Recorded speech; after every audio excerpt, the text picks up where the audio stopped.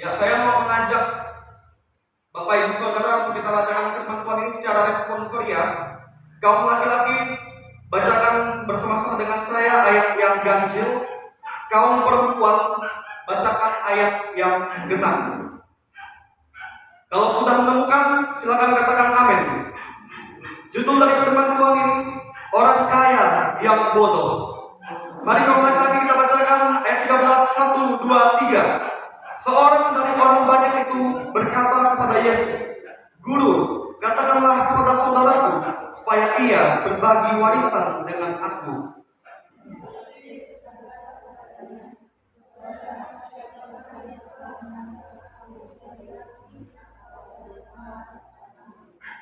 Katanya lagi kepada mereka, "Berjaga-jagalah dan waspadalah terhadap segala ketamakan. Sebab walaupun seorang berlimpah-limpah hartanya, hidupnya tidaklah tergantung daripada kekayaannya itu."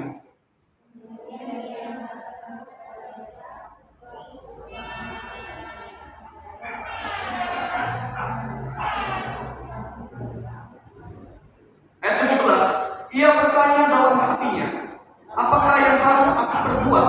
Sebab aku tidak mempunyai tempat di mana aku dapat menyimpan hasil tanahku."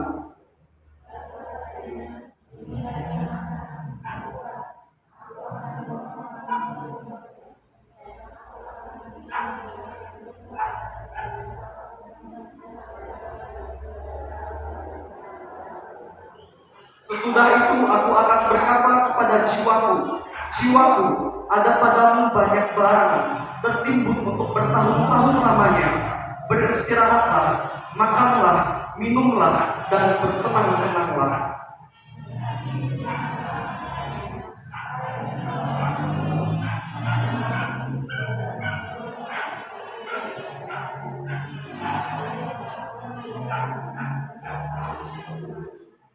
Demikianlah jadinya dengan orang yang mengumpulkan harta bagi dirinya sendiri, jikalau ia tidak kaya di hadapan Allah. Ya, terima kasih untuk kerjasamanya Bapak Ibu Saudara. Dikatakan berbagi oleh firman Tuhan adalah setiap kita yang mau mendengar firman Tuhan dan mau melakukan firman Tuhan itu dalam kehidupan kita hari lepas hari. Dari firman Tuhan ini saya pilih tema untuk kita renungkan, yaitu menggunakan harta dengan bijaksana. Itu temanya. Bapak Ibu Saudara, harta kekayaan itu pasti dapat memenuhi semua kebutuhan dan semua keinginan setiap orang yang memilikinya. Dan Tuhan tidak melarang orang Kristen menjadi kaya. Tetapi jangan sampai kita orang Kristen yang percaya kepada Tuhan Yesus, hati kita, pikiran kita dikuasai oleh harta. Karena seharusnya diri kita lah yang menguasai harta dengan bijaksana. Harta tidak bisa dibawa mati, ya Bapak Ibu Saudara. Dan kita boleh bersama-sama melihat bagaimana ada seorang yang datang kepada Yesus. Dia berkata, "Guru, katakanlah kepada saudaraku supaya ia berbagi warisan dengan aku." Apa jawaban Tuhan Yesus kepada orang itu? Dalam ayat 14. Tetapi Yesus berkata kepadanya, "Saudara, siapakah yang telah mengangkat aku menjadi hakim dan atau pengantara atas kamu?" Bapak Ibu Saudara, perkara yang dibawa oleh seseorang kepada Tuhan Yesus adalah dia memohon Tuhan Yesus beritahu saudaranya supaya saudaranya itu mau berbagi. Berbagi apa? Berbagi warisan dengan dia. Pastinya saudaranya ini adalah orang yang punya banyak harta. Bapak Ibu Saudara, saya ingin membagikan pelajaran rohani yang khusus untuk kita tentang harta kekayaan yang Tuhan sudah anugerahkan dan percayakan kepada setiap kita. Yang bagi kita yang sudah mempunyai harta, ya Bapak Ibu Saudara, bagaimanakah supaya menggunakan harta dengan bijaksana? Kita terlebih dahulu perlu menyadari dan perlu memahami bahwa harta yang kita miliki dalam hidup kita itu semata-mata oleh karena anugerah kehendak Tuhan, kebaikan Tuhan, karena Tuhan adalah sumber berkat. Kita harus tahu siapakah sumber berkat atas hidup kita yang menghendaki, yang berkenan agar kita bisa mengumpulkan harta, yang berkenan sehingga kita mampu mendapatkan rezeki atas setiap usaha dan kerjaan yang kita jalani? Jawabannya adalah Tuhan adalah sumber berkat. Itu yang harus kita pahami, Bapak Ibu Saudara. Oleh karena itu, janganlah kita menyepelekan Tuhan, janganlah kita mengabaikan Tuhan, janganlah kita menomorduakan Tuhan. Janganlah kita mengabaikan Tuhan. Kalau kita tahu bahwa Tuhan adalah sumber berkat, Bapak Ibu Saudara, janganlah karena demi mengejar harta yang harus dia dapatkan dengan banyak, membuat dirinya mengabaikan Tuhan atau melupakan Tuhan. Jangan, Bapak Ibu Saudara. Kita harus pahami bahwa Tuhan adalah sumber berkat. Tuhan adalah sumber berkat. Dialah yang memelihara hidup kita, dan dialah yang menghendaki, yang berkenan membuat kita berhasil mendapatkan rezeki, yang berkenan membuat kita bisa mendapatkan harta dalam kehidupan kita. Makanya kita harus menyadari bahwa dalam hidup ini lebih baik dan lebih penting adalah kita selalu dekat kepada Tuhan, selalu percaya, beriman kepada Tuhan, dan selalu taat kepada Tuhan. Karena Tuhan adalah sumber berkat, dan Tuhan adalah pemilik kehidupan kita. Oleh karena anugerah kemurahan kebaikan Tuhanlah kita hidup sekarang ini. Dan saya mau kasih tahu Bapak Ibu bahwa hidup kita bukan ditentukan oleh harta yang kita miliki. Walaupun seberapa banyak pun harta yang kita miliki, itu tidak menentukan hidup kita, dan itu tidak memberikan kepastian hidup kita selalu sehat atau hidup kita selalu baik-baik saja. Toh kenyataannya banyak orang yang memiliki harta yang banyak, tetapi dia banyak khawatir, dia banyak gelisah. Kenapa, Bapak Ibu Saudara? Takut hartanya dicolong atau dicuri oleh penjahat atau pencuri, Bapak Ibu Saudara. Di mana hartamu berada, di situ jugalah hatimu berada. Mari kita pelajari bagaimana kamu menggunakan harta dengan bijaksana. Poin yang pertama, berjaga-jaga dan waspada terhadap segala keramakan. Itu saya simpulkan dari ayat 15. Bapak Ibu Saudara, jangan sampai karena banyak harta menjadi tamak atau pelit, bahkan serakah. Karena banyak orang kaya jatuh dalam dosa ketamakan, dosa keserakahan, sampai-sampai dia menutup mata hatinya untuk mempedulikan orang-orang yang sekitarnya yang perlu seharusnya dia tolong. Tetapi mengapa sampai dia tidak peduli kepada orang-orang yang berkekurangan? Karena ketamakan, Bapak Ibu Saudara. Oleh karena itu, berjaga-jagalah dan waspadalah, jaga hati kita, jangan sampai karena ambisi untuk mengumpulkan harta demi kepentingan pribadi, sampai-sampai mengabaikan saudara atau orang-orang di sekitar yang berkekurangan.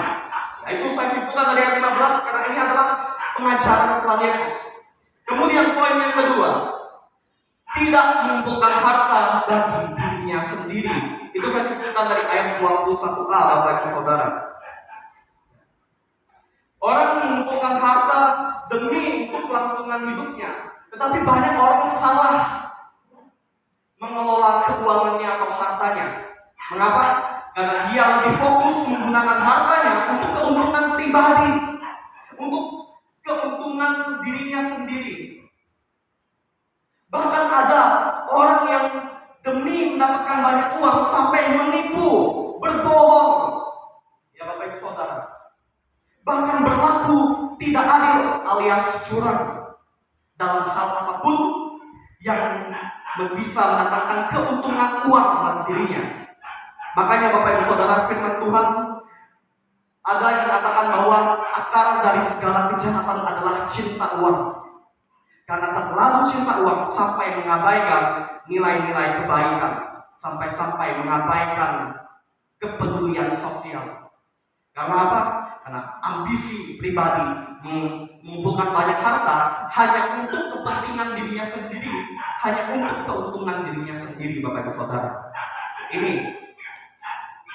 yang membuat orang kaya banyak jatuh dalam dosa. Oleh karena itu, kita tidak boleh mengumpulkan harta bagi diri sendiri, Bapak Ibu Saudara. Marilah, kalau kita memiliki harta, tidak salah kita berbagi kepada orang-orang yang berkekurangan. Tuhan yang kita sembah yang adalah sumber berkat, Dia Tuhan yang lebih kaya daripada manusia yang ada di dunia ini. Dia pencipta yang maha kaya, Bapak Ibu. Tuhan yang maha kaya yang adalah pencipta saja, tak ada perhitungan memberkati siapapun yang layak Dia berkati, tanpa memperhitungkan menguntungkan untung rugi. Itulah kebaikan Tuhan yang sangat sempurna. Kalau Tuhan saja demikian, maka kita perlu meneladani Tuhan. Kalau Tuhan saja bermurah hati, marilah kita juga bermurah hati. Bermurah hati artinya kita mau dengan tulus, dengan ikhlas berbagi, Bapak Ibu Saudara. Peduli pada orang-orang yang ada sekitar kita, yang kita ketahui yang berkekurangan, marilah kita tolong mereka dengan ketulusan hati. Karena itu juga adalah kebaikan yang Tuhan perhitungkan dan tidak sia-sia. Selanjutnya poin yang ketiga, menjadi kaya di hadapan Allah, ayat 21b. Ya. Menjadi kaya di hadapan Allah ini artinya apa, Bapak Ibu Saudara? Artinya kita bersedia menggunakan kekayaan kita untuk menggenapi kehendak Tuhan, untuk melayani Tuhan, untuk memuliakan Tuhan, dan bersedia untuk berbagi berkat bagi sesama kita yang berkekurangan dan yang membutuhkan. Itulah yang dikatakan orang yang kaya di hadapan Allah, ketika seseorang mau bermurah hati, memberi tanpa bersungut-sungut, tanpa mengeluh, tapi dia mau memberi dengan sukacita, dengan ikhlas dan tulus. Itulah orang yang kaya di hadapan Allah, Bapak Ibu Saudara. Bapak Ibu Saudara yang kasih Tuhan Yesus, 3 poin yang saya bagikan kepada Bapak Ibu Saudara untuk kita menggunakan harta yang Tuhan sudah titipkan dan anugerahkan kepada kita dengan bijaksana untuk memuliakan Tuhan. Apakah Bapak Ibu Saudara belajar sesuatu dari firman Tuhan ini? Saya ulangi sekali lagi, Bapak Ibu Saudara, bahwa harta kekayaan tidak bisa dibawa mati, dan harta kekayaan apapun yang kita miliki tidak bisa menambah usia kita atau tidak bisa membuat kita panjang umur, Bapak Ibu. Karena harta tidak mendatangkan hidup yang abadi. Hanya Tuhan yang adalah sumber berkat yang memberikan kepastian hidup yang abadi, dan Dia mengajarkan kita dalam firman Tuhan hari ini agar kita menggunakan harta yang Tuhan sudah anugerahkan kepada kita dengan bijaksana untuk memuliakan Tuhan. Bersyukur untuk firman Tuhan ini, kita berdoa. Tuhan Yesus, terima kasih firman-Mu yang boleh mengajarkan kami bagaimana caranya agar kami menggunakan harta yang sudah Tuhan anugerahkan dalam hidup kami untuk memuliakan Tuhan dan dengan bijaksana sesuai kehendak Tuhan. Kiranya firman-Mu ini Tuhan meneraikan dalam hati dan pikiran kami dan tidak berlalu begitu saja,